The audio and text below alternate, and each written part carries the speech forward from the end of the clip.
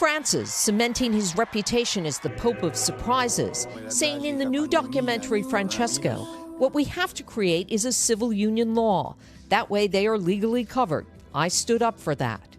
Father Jim Martin, author and advocate for LGBTQ Catholics, saw the documentary. This is an historic step forward in the Church's relationship with LGBT people and LGBT Catholics. Marked by compassion to gays and lesbians. Now the Pope says homosexuals have a right to be part of the family. They are children of God and have a right to a family. Nobody should be thrown out or made miserable because of it. Reaching out to those who've long felt excluded by the Church. Ann Thompson, NBC News. Hey, NBC. On any other day, the Pope's appearance in Vatican City without a mask on might have generated more headlines. But the Catholic leader had set the news agenda with his clearest pronouncement yet on gay relationships. In a documentary about his life which premiered at the Rome Film Festival, the pontiff said he thinks same-sex couples should be allowed to have civil unions. Telling filmmakers, homosexual people have the right to be a family.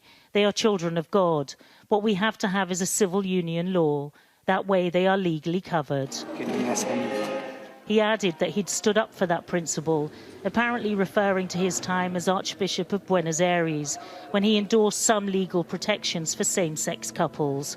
And many will see his comments in the documentary as a major step forward. This will make, I think... In the documentary called Francesco, the Pope is also seen encouraging two gay men to attend church with their children. But some question whether this really marks a fundamental shift in a church which still opposes gay marriage and has called homosexuality. We're also following the major news from the Vatican tonight. Pope Francis voicing support for same-sex civil unions, the first pope in history to do so. The Pope saying homosexual people have the right to be in a family, that they are children of God. Here's our foreign correspondent, James Longman, tonight.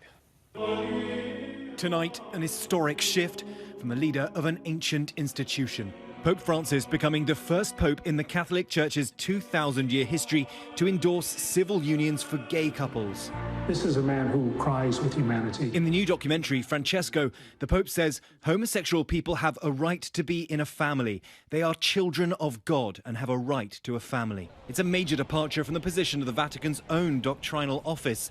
The Pope adding, what we have to create is a civil union law. That way they are legally covered. I stood up for that. The pontiff has called for civil unions in the past, but before he became pope.